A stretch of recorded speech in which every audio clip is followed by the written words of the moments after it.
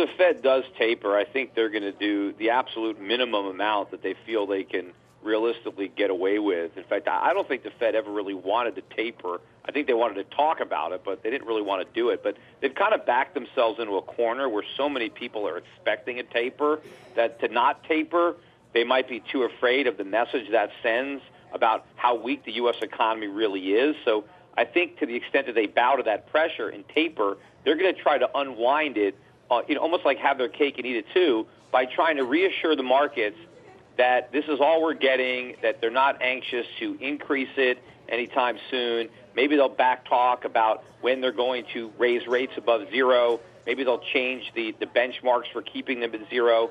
But, ultimately it doesn't matter because I think the next big thing the Fed's going to do is increase QE. They're going to be buying more than $85 billion.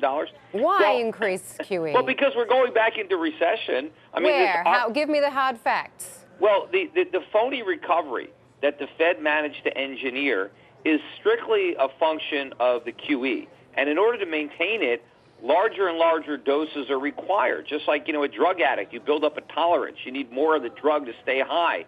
The U.S. economy needs more of this drug to maintain this high. Now, obviously, drugs are not what we need. We need to clean out the system. We need to stop the QE. The Fed needs to unwind its balance sheet, start selling treasuries and mortgages. Yeah. And yes, we're going to go through a deep recession when that happens, but we're going to go through an even deeper recession by postponing it. Because eventually the market's going to force the Fed's hand, and it's not going to be able to take its foot off the gas. It's going to have to slam on the brake. But as I think interest rates start to rise, as the Fed tapers or talks about tapering, and bond yields back up, and mortgage rates go up, and prices keep rising for consumers for things like food and energy, right. The economy is going to roll over, and the Fed's going to be right back to its old tricks. It's got nothing it can do but QE, and it's going to come back and do $100 billion a month or $125 billion a month. Who knows? It's a mistake, but the Fed's going to do it because the Fed always repeats its mistakes. Well, since you've laid out that scenario, I can certainly understand why you've always been a very vocal fan of gold. What do you think is gold going to do from here, especially if we do get a taper tomorrow? Well, it depends on the size of the taper. I mean, obviously, if it's big, gold might sell off. But I don't know if it'll stay down. If it's no taper at all, I think gold will rally. I think if it's just a small, trivial taper like the one I'm talking about, I think gold would rally on that too. I think gold has already discounted not only tapering, but actually the end of the QE program, which isn't going to happen. In fact, if you understand the fundamentals, you know that the Fed is going to do more, not less QE. And so that's all very bullish for gold. Okay, but it is down 22% year to date. We've even got that fantastic chart up for our viewers right now. Gold price down 22% year to date. So I guess your gold view hasn't worked out terribly well this year. And in fact, Twitter has taken you to task. Let me read out to you exactly what Eladio says. Please ask Peter Schiff when he will finally throw in the towel and admit he was wrong by buying gold over the last 2 years. What do you say to that, Peter? Well, I've been buying it for 12 years, so I don't know when I would have to throw in the towel. Gold's a lot higher than it was when I started buying it. I've never said that gold markets can't have corrections, that it's just a one-way ticket up. You're going to have corrections. I mean, people, do you ask stock investors if they're going to throw in the towel on the stock market every time it goes down? I mean, you have plenty of 20, 30% declines in the stock market.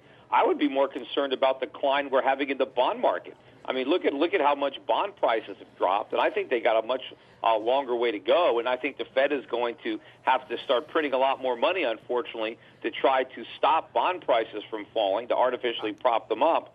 But, over the last year or two, gold has not been the best place to be. There have been other assets that have outperformed gold, and I've been in some of those assets. And I don't have 100% of my money in gold. And in 12 months' time from now, where will gold be, higher or lower than where it is now, Peter? Well, I think it's going to be higher, and I think it could be a lot higher, which is why I'm still buying it.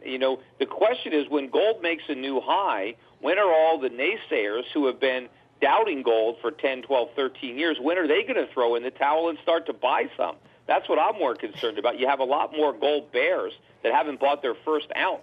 Eventually, they're going to capitulate, and they're going to come into the market. Jeff, jump in here. Peter, Jeff Kilberg from the floor of the CME Group here in Chicago. How are you today? I'm good. Quick question. My point is that I agree. The Fed has artificially moved the equity market, spoos up 20% year to date. But is your bullish case, which I am bullish gold as well, is your bullish case more about additional measures, more quantitative easing, or is it potentially that we can see equities retrace it and reclaims that safe haven trade? Because it honestly has lost that safe haven title, but it has been a safe haven for thousands of years, Peter.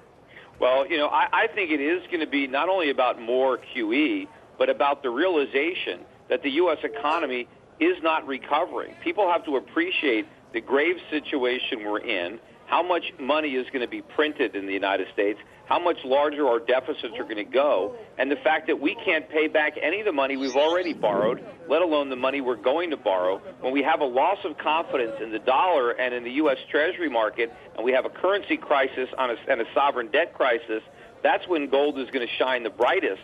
And that's what I've been preparing for. I know that crisis is coming, and I want to